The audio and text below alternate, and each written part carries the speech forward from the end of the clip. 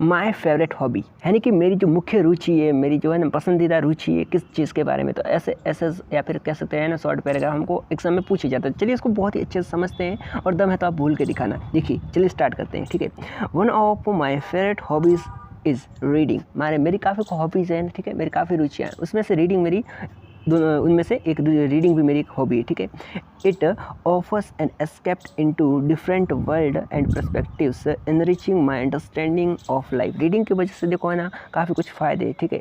हम रीडिंग हमें क्या ऑफर करती है, देखिए एस्केप इनटू डिफरेंट वर्ल्ड, हमें ना डिफरेंट वर्ल्ड में इस रीडिंग की वजह से पढ़ते पढ़ते पहुँच जाते हैं, ठीक है। पर्सपेक्टिव हमारा चेंजेस हो जाते हैं, ठीक है, चीज़ों को पढ़ने के बाद। Enriching my understanding of life को लेकर अपनी जो अंडरस्टैंडिंग उसके अंदर भी काफ़ी चेंजेस हो जाते हैं रीडिंग की वजह से। रीडिंग मतलब अपने लिए पॉजिटिव इम्पैक्ट करती है, ठीक है। आगे देखिए, reading allows me to explore various genres. Reading की वजह से मैं ना कई जॉनरा से कई है ना कह सकते हैं चीज़ों को मैं एक्सप्लोर कर सकता हूँ, ठीक है। आप अपनी हॉबी के बारे में बता रहे रीडिंग जो की है, ठीक है। From fiction to non fiction. Fiction का मतलब क्या होता है, फिक्सन का मतलब कल्पना वाली बातें है ना, मन गढ़ंत जो बातें होती है, कल्पना वाली जो होती है, इमेजिनेशन वाली, वो फिक्शनल बातें, ठीक है। और नॉन फिक्सन का मतलब जो वास्तविकता होती है उसके बारे में जो बातचीत करते हैं वो नॉन फिक्शनल, ठीक है ना। तो रीडिंग के अंदर नॉन फिक्शनल और फिक्शनल दोनों चीज़ें होती है।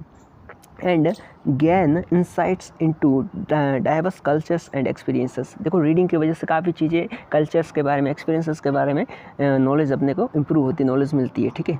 It enhances my vocabulary. देखो रीडिंग की वजह से आपकी वोकेबलरी इंप्रूव होती है, इसलिए आपने क्या लिखा, हमारी वोकेबलरी इंप्रूव होती है, मेरी वोकेबलरी इंप्रूव होती है, ठीक है। And critical thinking skills. इसके अलावा किसी चीज़ को क्रिटिकली कैसे सोचा जाए, ठीक है, मतलब चीज़ का सही या गलत क्या है उसको क्रिटिकली सोचते हैं ना आप, तो उसके बारे में रीडिंग की वजह से आपकी क्रिटिकल थिंकिंग स्किल्स भी इंप्रूव होती है। Making me a better communicator. Reading की वजह से आप बहुत अच्छे कम्युनिकेटर बन सकते हैं, ठीक है, तो ये आपको बेहतर कम्युनिकेटर बना सकती है। मोर ओवर इसके अलावा देखिए, reading provides relaxations and helps reduce stress. Reading की वजह से आपको है ना काफ़ी रिलैक्सेशन मिलेगा, बिल्कुल ये बात सच है ना। इसके अलावा आपका जो स्ट्रेस है उसमें भी काफ़ी रिड्यूस हो जाएगा, स्ट्रेस आपको रहेगा ही नहीं रीडिंग अगर आप कंटिन्यूसली करते हैं, मतलब कि ब्रेक बाय ब्रेक, ठीक है, ब्रेक के साथ में जो भी।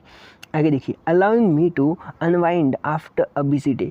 जब आप काफ़ी चीज़ों से परेशान हो जाते हैं या फिर इधर उधर की चीज़, उसके बाद जब आप रीडिंग करने बैठेंगे तो आप देखना काफ़ी आपको रिलैक्सेशन या फिर कह सकते हैं अनवाइंड आपको चीज़ों में मिलेगा। आगे देखिए, Whether curled up with a novel or diving into an informative article, reading remains a cherished activity that continually broadens my horizons। यानी कि देखिए रीडिंग है जब मैं करता हूँ, जैसे कि यहाँ पर नॉवेल्स हो गई, ठीक है, इसके अलावा इन्फॉर्मेटिव कोई आर्टिकल हो गया, तो इसके अंदर मैं जैसे पढ़ना शुरू करता हूँ उसके अंदर पूरा खुल मिल जाता हूँ, ठीक है, और जो कि मेरे हॉरिजन्स को ब्रॉडन करने में मेरी हेल्प करती है और एक चेरिश्ड एक्टिविटी, काफ़ी मन पसंदीदा काफ़ी अच्छी एक्टिविटी है, ठीक है। तो ये जो रीडिंग के बारे में यहाँ पर आपकी जो हॉबी थी उसके बारे में नहीं सर ऐसे को बोलो या फिर शॉर्ट पैराग्राफ को समझने की कोशिश करें। उम्मीद है आपको ये सारी चीज़ें समझ में आई होगी। तो चलिए मिलते हैं, तब तक के लिए प्यारा सा जय हिंद जय भारत।